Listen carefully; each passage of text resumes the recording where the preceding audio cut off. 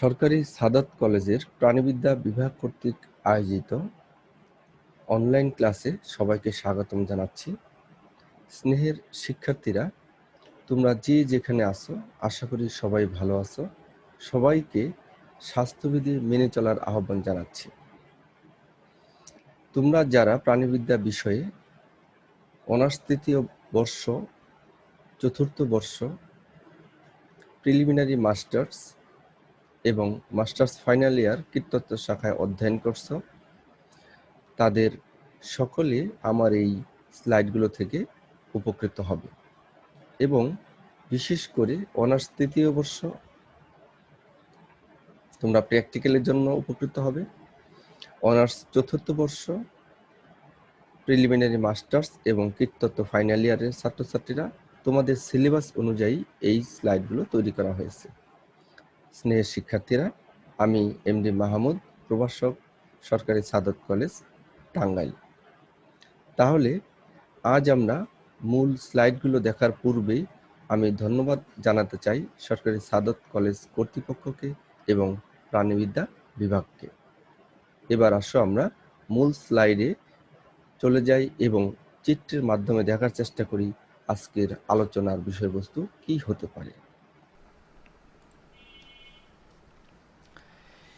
এবার আমরা আর্থ্রোপোডা পর্বের ইনসেক্টা শ্রেণীর সাবক্লাস এটেরিগুটার বর্গ পর্যন্ত বৈশিষ্ট্য সহ আমরা উদাহরণ জানার চেষ্টা করব।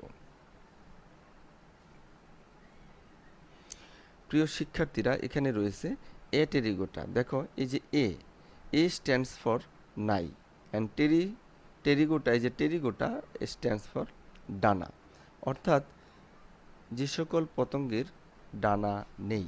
তাহলে ইনসেক্টা শ্রেণীর অনেক পতঙ্গ আছে যাদের ডানা নেই, তাদেরকে সাবক্লাস এটেরিগোটার মধ্যে অন্তর্ভুক্ত করা হয়েছে।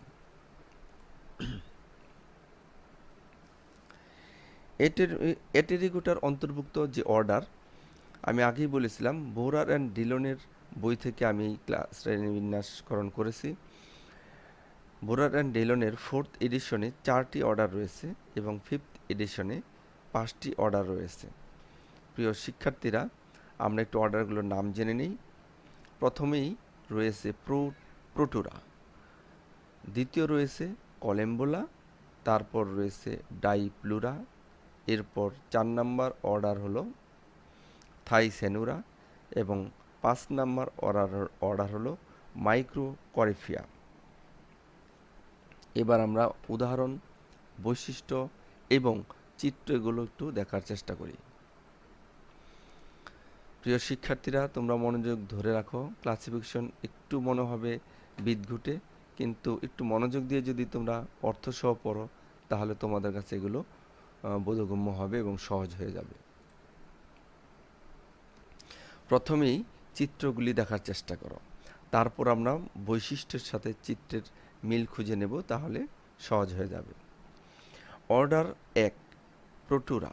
দেখো, প্রোট শব্দের অর্থ হলো ফার্স্ট, অ্যান্ড উরা শব্দের অর্থ হলো টেইল বা লেজ, এবং এই প্রোটুরা অর্ডারের অন্তর্ভুক্ত প্রাণীদের সাধারণ নাম হলো প্রোটুরান্স। এদের শনাক্তকারী বৈশিষ্ট্য দেখো, এদের দেহ মাথা এবং এখানে হলো বক্ষ, এইটুকুর মধ্যে বক্ষ, এই যে প্রথম 3টা খণ্ডাংশ নিয়ে বক্ষ, অর্থাৎ প্রোথোরাক্স, মেসোথোরাক্স এবং মেটাথোরাক্স, এবং উদরে, দেখো এখানে উদর রয়েছে, উদরে বিভক্ত করা থাকবে। অপক্ষল পতঙ্গ, অর্থাৎ আগেই বলেছিলাম আমরা এটেরিগোটাদের কোনো পাখা থাকবে না, তাই এরা অপক্ষল পতঙ্গ। প্রথম জোড়া পা সংবেদী অঙ্গ হিসাবে, সেন্সিটিভ অর্গান হিসাবে এরা কাজ করবে। দেখো, প্রথম জোড়া পা, অর্থাৎ এখানে যে কোষ রয়েছে, সিটি রয়েছে, এগুলো খুব সংবেদনশীল এবং এরা সংবেদনাগুলো এদের মস্তিষ্কে প্রেরণ করে দেয়। তারপর দেখো 3 নাম্বার, চোখ ও অ্যান্টেনা অনুপস্থিত। এদের দেখো চোখ নেই, কম্পাউন্ড আই বা সিম্পল আই এদের নেই। এদের রূপান্তর আদি প্রকৃতির হতে পারে অথবা অনুপস্থিত হতে পারে।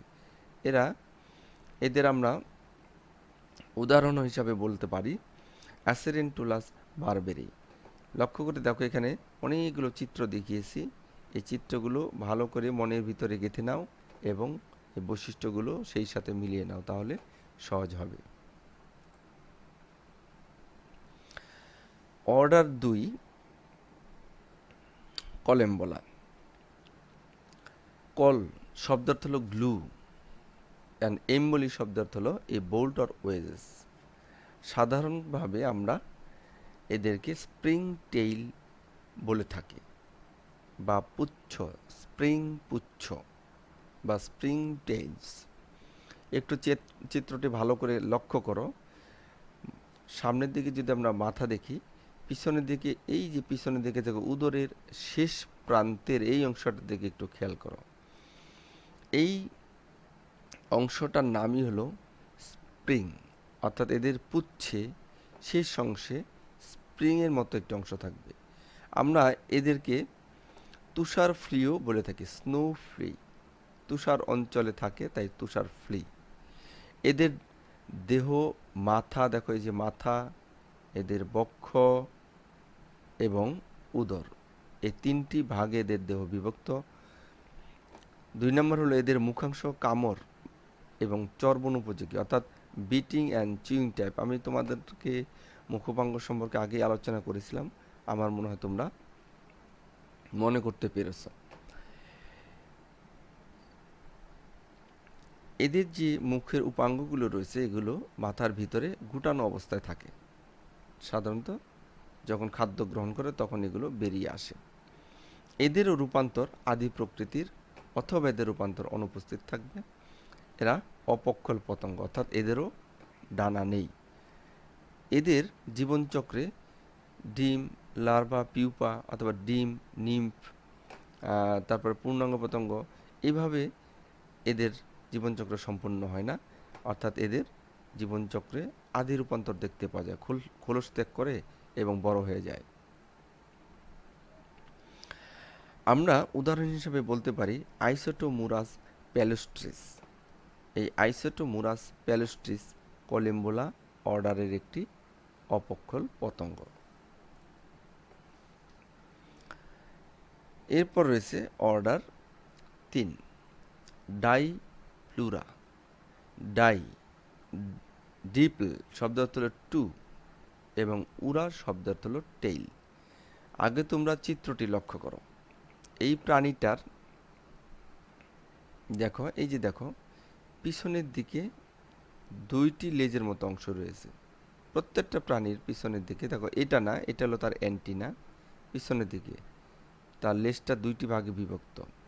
এখানে দেখো লম্বা লেজ রয়েছে 2টি। এখানেও দেখো সামনে 2টা অ্যান্টিনা, পিছে 2টা লম্বা লেজ। নিচের দিকে চিত্র দেখো, এই যে 2টা, সামনে 2টা অ্যান্টিনা, পিছনে অ্যান্টিনার মতো 2টা অংশ দেখা যাচ্ছে। অর্থাৎ এদের যেহেতু লেজের অংশে 2 ভাগে বিভক্ত, তাই এদের নাম হচ্ছে ডাইপ্লুরান্স। এই প্রাণীদের সাধারণ নাম হলো ডাইপ্লুরান্স এবং অর্ডারের নাম হলো ডাইপ্লুরা। শনাক্তকারী বৈশিষ্ট্য: এদের দেহ, মাথা, বক্ষ এবং উদর এই 3টি ভাগে বিভক্ত। এদেরও কোনো ডানা নেই বা অপক্ষলেরা। এদের রূপান্তরও আদি প্রকৃতির। তারপর 3 নম্বর বৈশিষ্ট্য, দেহ সাধারণত আইস দ্বারা আবৃত নয়। অর্থাৎ এদেরকে যদি আমরা একটু টাচ করার চেষ্টা করি বা ম্যাগনিফাইং গ্লাসে ভালো করে লক্ষ্য করে দেখি, তাহলে এদের দেহের উপরিভাগে কোনো আইস পাওয়া যাবে না। এদের পুঞ্জাক্ষীও নেই, এদের সরলাক্ষীও নেই, অর্থাৎ সিম্পল আই এবং কম্পাউন্ড আই অনুপস্থিত।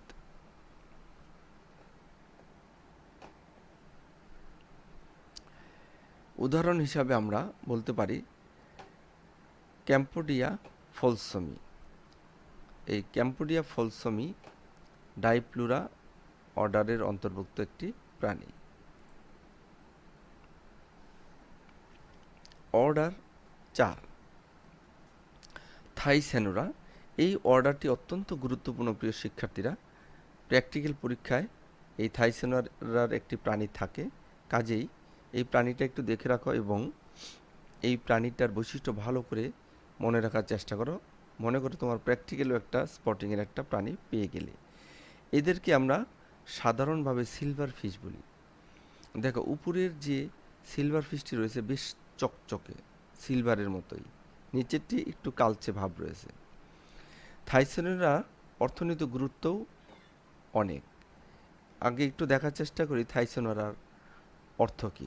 থাইস্যান মানে হলো ব্রিসল বা ফ্রিঞ্জ, অ্যান্ড উরা মানে হলো টেইল। এদের লেজের এখানে একগুচ্ছ ব্রিস টেলসে বলা হয় এদেরকে সাধারণভাবে, ব্রিস টেলস বা সিলভার ফিশ।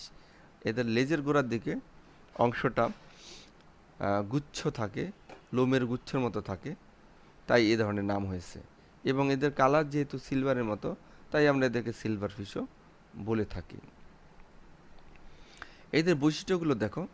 এদের দেহ মাথা, বক্ষ এবং এবং উদর, এই তিনটি ভাগে বিভক্ত এদের দেহ।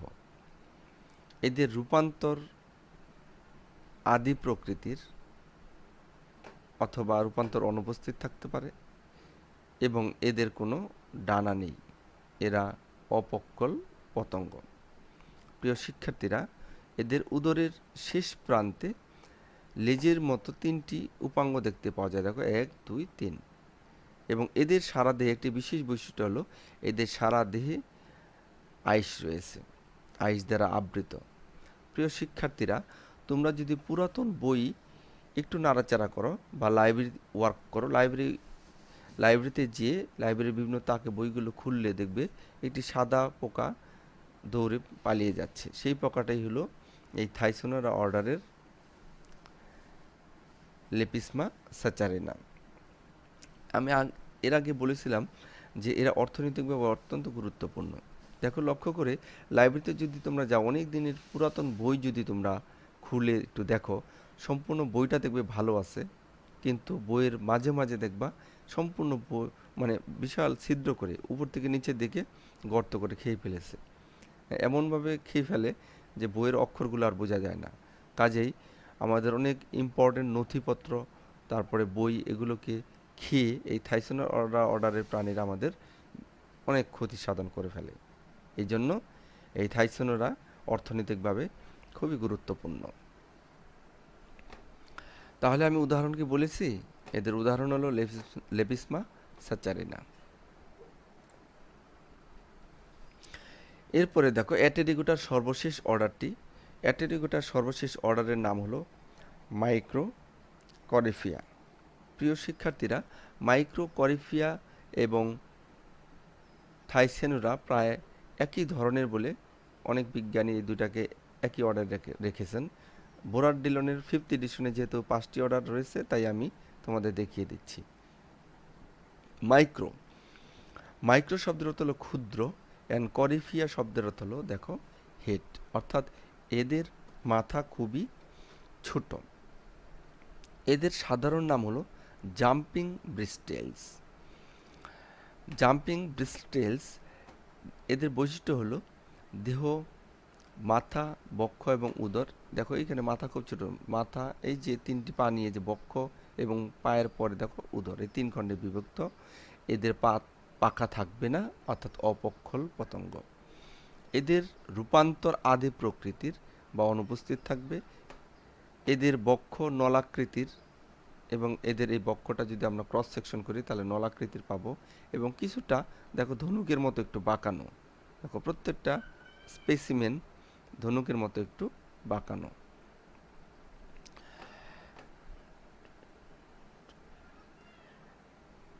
তাহলে উদাহরণ হিসাবে আমরা বলতে পারি পেট্টিডয়বিয়াস আর্কটিকাস।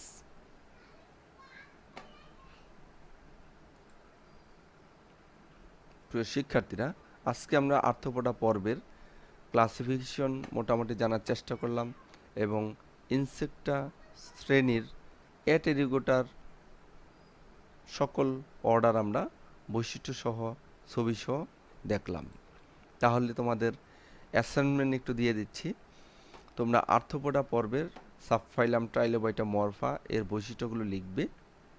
আর্থ্রোপোডা পর্বের সাবফাইলাম চেলিসেরেটা এর বৈশিষ্ট্যগুলো তোমরা লিখবে এবং একে বর্গ পর্যন্ত শ্রেণীবিন্যস্ত করে বৈশিষ্ট্য লিখে একটি করে উদাহরণ দিবে। 3 নাম্বার, আর্থ্রোপোডা পর্বের সাবফাইলাম ম্যান্ডিবুলাটা এর বর্গ পর্যন্ত শ্রেণীবিন্যাস করে উদাহরণসহ বৈশিষ্ট্য লিখবে। এরপর রয়েছে আর্থ্রোপোডা পর্বের ইনসেক্টা শ্রেণীর সাবক্লাস অ্যাটেরিগোটার বর্গ পর্যন্ত শ্রেণীবিন্যাস করে বৈশিষ্ট্যগুলো অবশ্যই উদাহরণসহ লিখবে। প্রিয় শিক্ষার্থীরা, ক্লাসিফিকেশনে এক এক বইয়ে এক একভাবে দেওয়া রয়েছে। তোমরা যে কোনো একটি বই ফলো করবে, তাহলে তোমরা ভালো একটি ধারণা নিতে পারবে।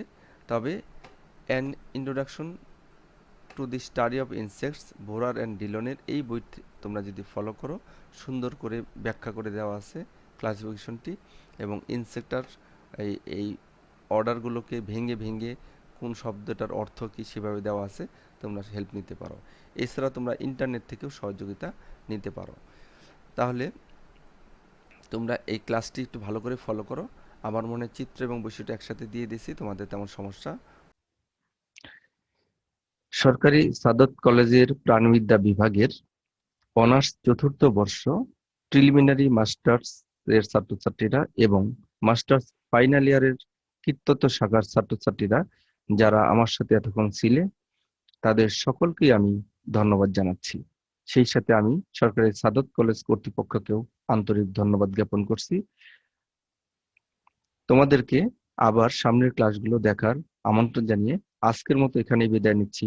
সকলকে ধন্যবাদ।